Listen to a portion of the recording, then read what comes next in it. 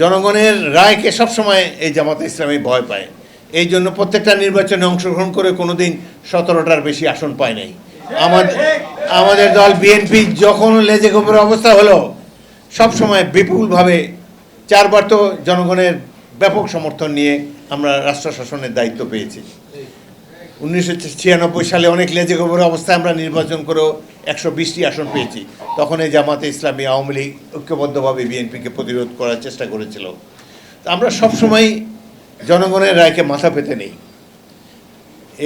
তারা যদি মনে করে যে 2-3টি দল পিআরএস সিস্টেমে নির্বাচনে যেতে চায়, তারা যদি মনে করে যে তাদের এই নির্বাচনী ব্যবস্থাই বাংলাদেশে মানুষের জন্য সবচেয়ে বেশি সঠিক, সবচেয়ে বেশি কার্যকর, তাহলে তারা তাদের নির্বাচনী ম্যানিফেস্টোতে, তাদের নির্বাচনী ইশতেহারে এটি তারা জনগণকে জানিয়ে দেখ যে আমরা নির্বাচিত হলে পরবর্তী কাল থেকে এই পিআর সিস্টেমের অধীনে বাংলাদেশে নির্বাচন হবে।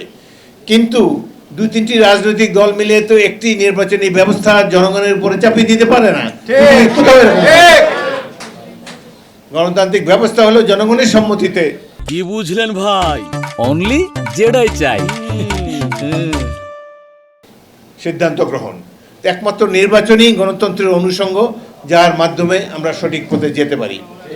সুতরাং আশা করব এই ধরনের উদ্ভট কথা, নিজেরা জিততে পারবে না সেই জন্যে এই ধরনের নতুন কোনো সিস্টেমের এক্সপেরিয়েন্স, বাংলাদেশের মানুষ তো গিনিপিগ না। 17 বছর অনেক কষ্ট করেছি আমরা। সাধারণ মানুষকে অনেক পরিশ্রম দিতে হয়েছে, জীবনের বিনিময়ে কত পরিবার ধ্বংস হয়ে গিয়েছে। এদেরকে তো এক্সপেরিমেন্ট করতে পারেন না। জনগণের সম্মতি প্রয়োজন, রাষ্ট্রের মালিক জনগণ। আমরা তাদের সম্মতি নিয়ে পরবর্তীকালে যদি যাদেরকে জনগণ আগামী নির্বাচনে, ফেব্রুয়ারি নির্বাচনে জনগণ যাদেরকে ভোট দিবে, তারা দেশকে সাজিয়ে নেক।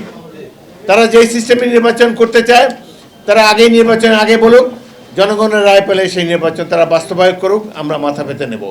কিন্তু এইভাবে জনগণের উপর অত্যাচার করে নিজেদের স্বার্থে, নিজস্ব দলীয় স্বার্থে অদ্ভুত নির্বাচনী ব্যবস্থা, যার সাথে আমাদের দেশের জনগণ পরিচিত নয়, এই ব্যবস্থা আমরা চালু হতে দিতে পারি না।